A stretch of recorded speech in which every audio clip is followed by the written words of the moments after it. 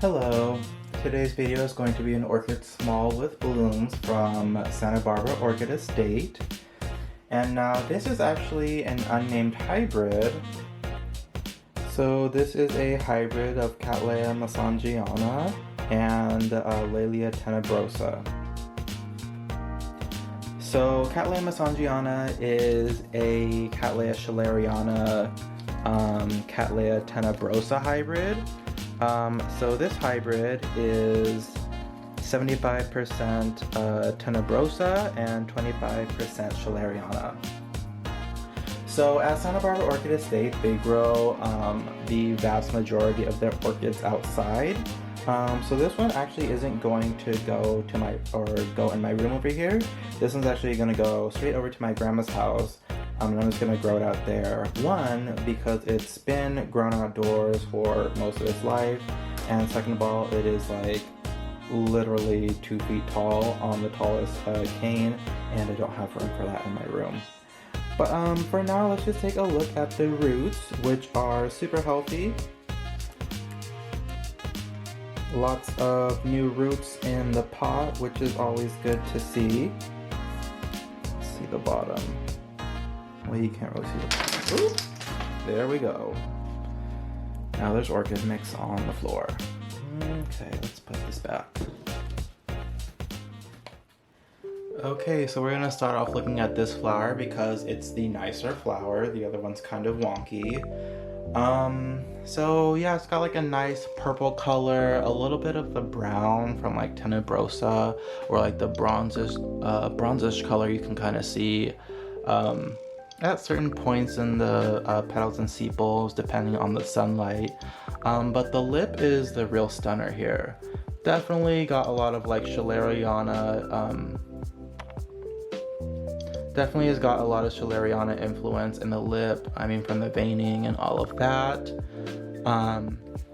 So it doesn't have the strongest fragrance, and this is actually a first-time bloomer, so it may be an issue, or not an issue, but it may just be because of the first-time bloom, or this one just might not have that strong of a fragrance because it is 75% tenebrosa, and tenebrosa is usually not fragrant, but sometimes it can be. So yeah, I'm just gonna wait and see what goes on with the fragrance if it eventually does start to, you know, put one out, maybe in the next blooming or whatever. But yeah, let me show you the other flower while we're here.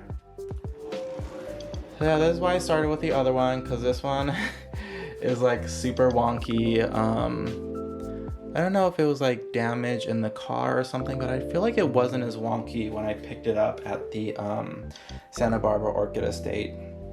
But either way, it's got 2 big flowers on it. I want to say the flowers are like, let me see, probably like 5.5 inches across, so they're very large.